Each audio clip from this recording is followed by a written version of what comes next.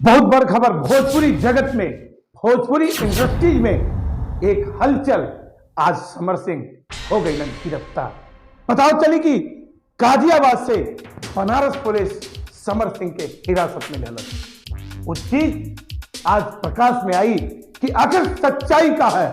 देसी स्टार समर सिंह अपने कैरियर के सबाब पे रहलन, वहीं अपने कैरियर के सबाब पे रही भोजपुरी एक्ट्रेस आकांक्षा दुबे।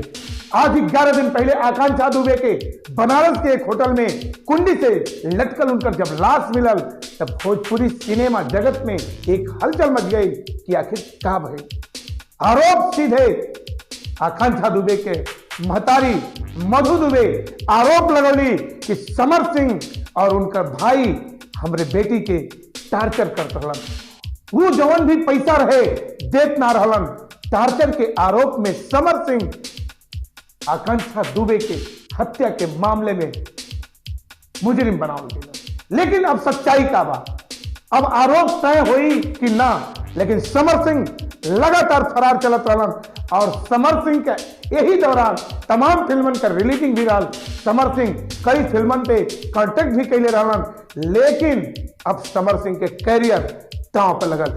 एक लड़की के जिंदगी के साथ, एक लड़की के मौत के बाद भोजपुरी जगत में जो हलचल उठल, अब एक पौंडर थमी कि ना थमी ये आगे वक्त बताई। लेकिन हालात फिलहाल बताओ चले कि भोजपुरी स्टार, देसी स्टार समर सिंह का कैरियर अब खतरे में। बताओ चली कि बनारस पुलिस गिरफ्तार करके पूछताछ खातिर ले आई लिया।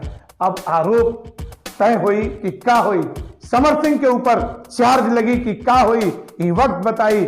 लेकिन हाल फिलहाल आकांक्षा दुबे, लेकिन आकांक्षा दुबे एक उभरत सितारा भोजपुरी जगत में, एक बेटी, एक होनहार बेटी, एक होनहार टैलेंट आकांक्षा दुबे के अंदर रहल, जौन आज तेजी से भोजपुरी सिनेमा जगत में आकांक्षा दुबे अपन पैठ बनावत रही।